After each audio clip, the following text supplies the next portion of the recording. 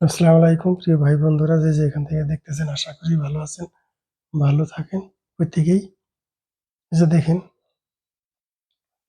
আঙ্গুরে আমরা যারা প্রবাসী আছি, প্রবাসী নিয়ে খালেদা জিয়া থেকে শুরু করে এরশাদ পর্যন্ত, শেখ হাসিনা, এরা এই বিদেশি করে নিয়ে মাথা কামানের বা চিন্তা করার মতো কেউ নাই। এখন এটা নতুন আইছে আসিফ নজরুল স্যার, এগুলো বিদেশি করে নিয়ে চিন্তা করে, সারাদিন বিদেশি করে নিয়ে প্রবাসী করে নিয়ে যে চিন্তা করে, চিন্তা ভাবনায় থাকে, হের ঘুম হয় না। এই আসিফ নজরুল স্যারের আর ঘুম নাই, খালি প্রবাসী করে এই উপকার করতেছে। আমরা যারা প্রবাসে আহি, প্রথম হইলো আঙ্গরে কি মেডিকেল। এই যে মেডিকেলে সামান্য একটা পরীক্ষা, মেডিকেলে সামান্য একটা পরীক্ষা ৮,৫০০ টাকা নেয়। আর একটু করে যদি চক্কর করতে পারে তাহলে আপনার ২ আর ৩ বার মেডিকেল করেন না। আপনার ছাতির ভিতরে হাড্ডি ভেঙে গেছে গা, আপনার কালা জ্বর, আপনার এই জ্বর, এইটা সেইটা, কিন্তু আসলে কি বেতাল ডাইছে লিখবো না।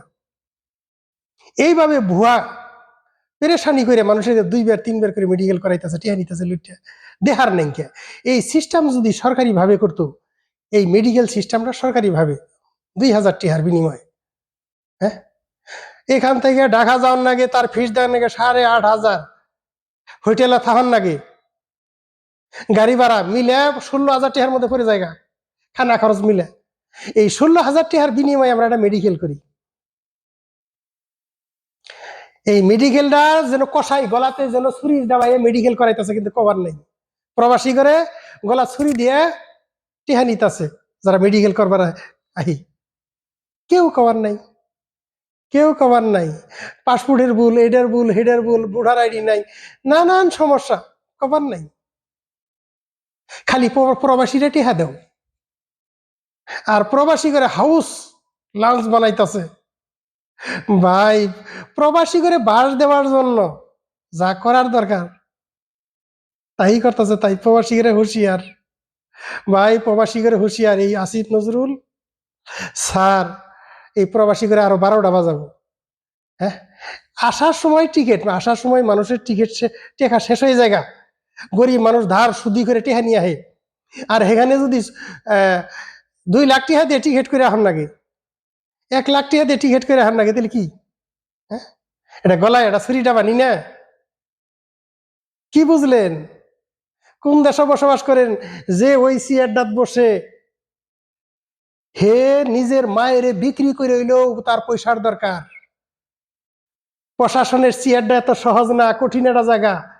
দেশ তো দূরের কথা, দেশ বিক্রি বাদ দেন, আপনি নিজের মায়েরে যদি বিক্রি করেও যদি পয়সা আলা হইতে হয়, তাও হওয়ার জন্য তারা চিন্তা করে। আপনি আমার চিন্তা তারা করবে না, ভালো করে বোঝার চেষ্টা করেন। ৩০ বছর ধরে বিদেশ, বাল পাইকে গেছে গা, বাল দাড়ি মুছ, নিচের বাল উপরের বাল সব পাকছে। আপনার এখন বন্ড কথা কি এরকম? প্রশাসনের চেয়ারও যে বসে যদি মায়েরও যদি বিক্রি করে আবার বড় লোক হওয়ার দরকার থাকে, আমেরিকা যখন বাড়ি করার দরকার থাকে, তাহলে তাই করবো তারা। আপনি আমার কিছু করব না। আপনি আমার জন্য যদি করতো না, নতুন আইন পাশ করতো, টিকেটের দাম এত, টিকেটের দ্বারা সিন্ডিকেট করব, তারপরে মেডিকেলে যে সিন্ডিকেট করব, তা করে ৫০ বছরের জেল, ২০০ কোটি টাকা জরিমানা, এইরকম একটা আইন পাশ করতো।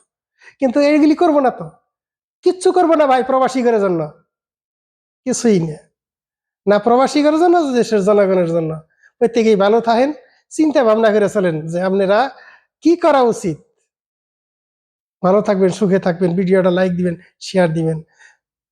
এই যে ২,০০০ টাকার এটা টেস্ট ৮,৫০০ টাকা দেন নাকি, আর আওয়া যাওয়া খরচ, হোটেলে খাওয়া ১৬,০০০ টাকা জায়গা। আর যদি ২ বার ৩ বার করেন নাকি, কত জায়গা কেউ কবার নাই। আর ডাক্তাররা লেখেও না এর ভিতরে যে ভাই আপনার পেটের ভিতরে হাড্ডি ভেঙে গেছে গা, আপনার এই বেতাল, এই যে ধরেন এইটা ওষুধ খাইন, এই ধরনের কোন ডাক্তারের মেডিকেলের সার্টিফিকেট পাইনি আমরা। বাংলাদেশের যারা বিদেশ থেকে আসে, বিদেশে আবো নতুন এই মেডিকেলটা, বিদেশে আসার জন্য যে মেডিকেল করে পুরোটা সিটারি বাটপারি। বাংলাদেশের মেডিকেল নামে এটা বাটপারি।